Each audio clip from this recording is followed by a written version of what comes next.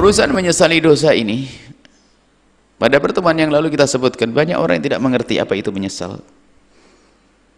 Betul kata Rabi'ah Adawiyah ini. Rabi'ah adalah seorang wanita wali perempuan yang luar biasa hebat, namanya Rabi'ah Al-Adawiyah. Beliau mengamati perilaku manusia itu yang mungkin terlihat banyak istighfar, akan tapi beliau katakan banyak istighfar kita ini yang istighfar yang perlu diistighfari lagi. Kalau kita minta maaf kepada orang tua kita di saat kita melakukan kesalahan, bagaimana cara kita memohon maaf? Tentunya harus menyadari dulu dong kita. Tidak ada minta maaf aja ya, minta maafnya mutlak begitu. Ya mungkin orang tua masih kesel, ini orang kok tidak pernah merasa bersalah sih. Maka adabnya kalau kita minta maaf kepada orang tua kita, kalau memang kita punya kesalahan pada orang tua secara pribadi, apakah kita pernah mungkin mengambil uangnya atau kita mungkin pernah bukannya melakukan dosa pada orang tua, kita harus menyadari dan meminta maaf kepada orang tua kita, menyebutkan mohon maaf abah, selama ini saya terlihat kurang ajar, saya bikin kesel, kemarin saya ngangkat suara, kemarin ini mohon maaf abah saya nyesel dan sebagainya. Baru diterima ini tobatnya, orang tua akan bangga biarpun anak itu salah kemarin. Coba, karena orang tua memandang dengan kasih sayang dan anak ini ada insyaf. Dan di saat dia meminta maaf pun dia menghadap kepada orang tua dengan khusyuk, dengan tawadhu. Lihat, terlihat duduk dia menundukkan kepalanya, matanya pun adalah menghadap ke bawah, tidak berani mengangkat.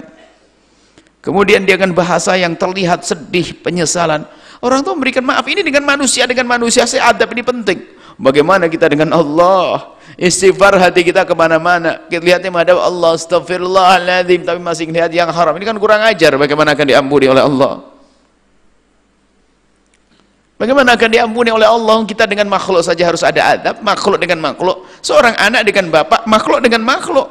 Biarpun memang pangkat orang tua di atas anak, tapi makhluk dengan makhluk. Bagaimana kita dengan Allah Jalla Jalaluh? Makanya di saat kita beristighfar pun harus berusaha dengan renungan kita hadirkan fikir kita, hati kita. Kita ingat dosa-dosa kita. Memang tidak harus kita ceritakan kepada manusia. Bahkan tidak boleh kalau itu dosa kepada Allah diceritakan kepada manusia.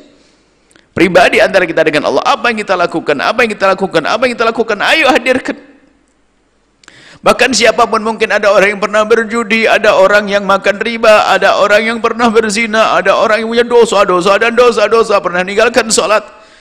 Hadirkan dalam panjatan doa dan permohonan ampun kepada Allah. Ingat, ya Allah, aku pernah meninggalkan sholat tahun itu, ya Allah. Kami belum mengerti saat itu, ya Allah. Saat itu, ya Allah, kalau seandainya kau cabut nyawa kami sebelum ini, ya Allah, niscaya kami akan sangat merugi, ya Allah.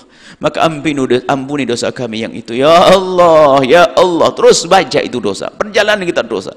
Kita tanamkan kebencian kepada dosa tersebut. Ya Allah, aku pernah kepleset dalam zina. Ya Allah, aku pernah minuman keras. Ya Allah, riba.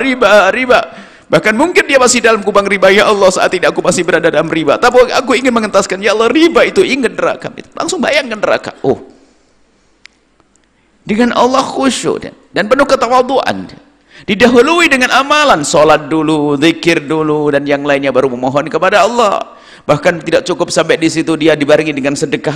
Ya Allah, aku bersedekah ini, aku mohon ampun. Setelah itu serius, dengan bermacam-macam cara akan diampuni oleh Allah Subhanahu wa ta'ala. Kalau orang semacam ini, apa hasilnya? Hasilnya adalah at-taibu minadz dzambi kaman la dzambalah. Orang bertobat dari saudara seperti orang yang tidak pernah punya dosa.